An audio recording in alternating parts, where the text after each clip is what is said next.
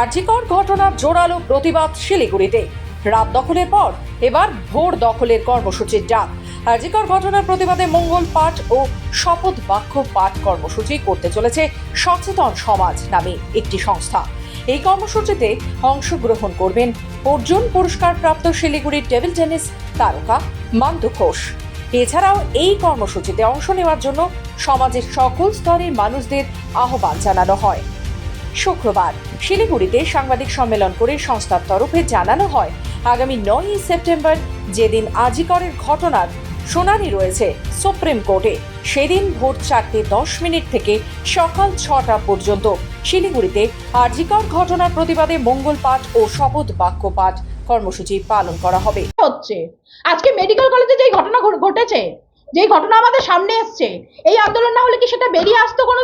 কোনোদিনও আসতো না। এরকম আরো প্রচুর ঘটনা আছে, যেটা আমরা যদি চাই সমাজ সংস্কার করতে, হয়তো আমরা আস্তে আস্তে জানতে পারবো। তার জন্য জোরদার আন্দোলনের দরকার, এবং আমরা সেই আন্দোলনই করতে চলেছি এবং করব যতদিন না পর্যন্ত দোষী শাস্তি পায়।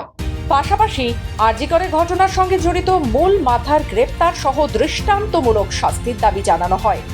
পাশাপাশি কলকাতা পুলিশের বেশ কয়েকজন উচ্চপদস্থ আধিকারিকদেরও পদত্যাগের দাবি জানানো হয় সংস্থার তরফে। মূলত মহিলাদের রাত দখলের কর্মসূচির পর এবার শিলিগুড়িতে ভোর দখল করতে চলেছেন শিলিগুড়ির বিভিন্ন পেশার সঙ্গে যুক্ত মহিলারা। শিলিগুড়ি থেকে পার্থপ্রতিম দাসের রিপোর্ট, খবর বাংলা।